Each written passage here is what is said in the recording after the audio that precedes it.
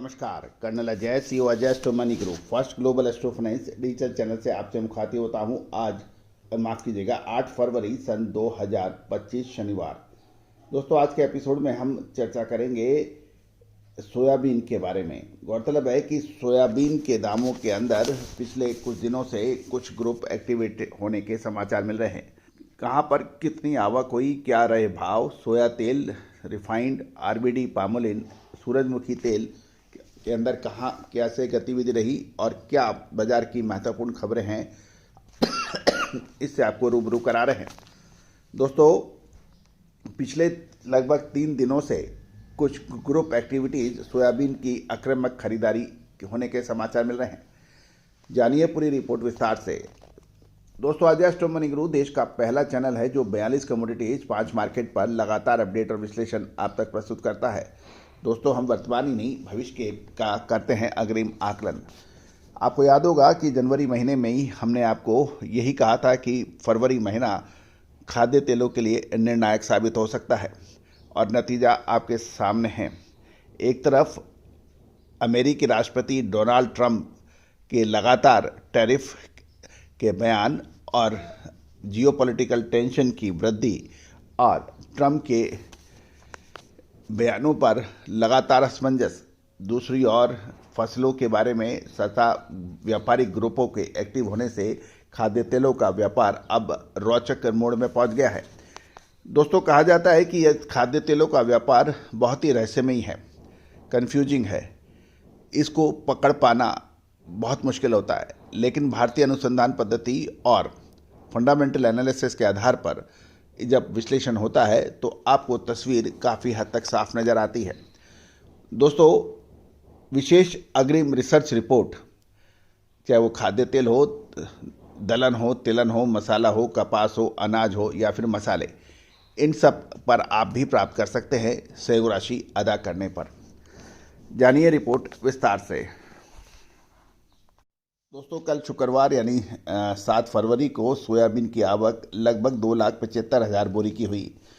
इसमें मध्य प्रदेश और महाराष्ट्र में दोनों राज्यों में 1,25,000 और 1,25,000 बोरी की आवक रही, जबकि राजस्थान में 15,000 बोरी और रेस्ट इंडिया के अंदर लगभग 10,000 बोरी की आवक रही। कुल 2,75,000 बोरी की आवक के समाचार मिल रहे हैं।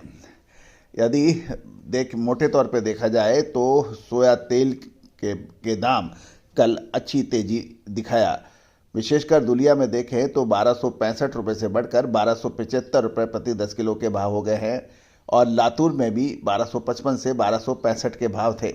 1,260 से बढ़कर 1,270 अकोला, नांदेड़ में 1,255 से बढ़कर 1,265 और कोटा राजस्थान की औद्योगिक नगरी कोटा में 1,250 से 1,260 के भाव प्रति 10 केजी सोया तेल के भाव बताए गए हैं। आरबीडी पामोलिन के अंदर भी कल कुल मिला के भाव तेज रहे। काकीनाडा के अंदर 1,315 से बढ़कर 1,330, हैदराबाद में 1,336 से बढ़कर 1,351 और चेन्नई में 1,330 से बढ़कर 1,340 रहे। अकोला में 1,330 से बढ़कर 1,340 रुपये प्रति 10 किलोग्राम रहे। सनफ्लावर एक्सप्लोरर के अंदर भी मजबूती देखी गई। चेन्नई में दाम 1,280, लातूर में 1,290 से बढ़कर 1,300 और मुंबई में तो 1,285 से बढ़कर भाव 1,310 सनफ्लावर एक्सप्लोरर के भाव देखे गए। रिफाइंड के अंदर भी सनफ्लावर रिफाइंड के अंदर भी अच्छी तेजी रही। साथ साथ कॉटन वॉश के अंदर भी तेजी देखी गई, कॉटन रिफाइंड के अंदर भी तेजी देखी गई। कुल मिला के कल खाद्य तेलों का बाजार मजबूत रहा। दोस्तों, खबर निकल के ये आ रही है कि महत्वपूर्ण कि कल शुक्रवार को सोयाबीन की कीमतों में देश भर में सुधार देखा गया, क्योंकि राजस्थान के कुछ बड़े व्यापारी ग्रुप सोयाबीन की एग्रेसिव बाइंग के अंदर रुचि ले रहे हैं और सोयाबीन के दाम 4,350 रुपये तक के भाव पर खरीदारी की गई, जिससे बाजारों में कुछ हलचल देखने को मिली है।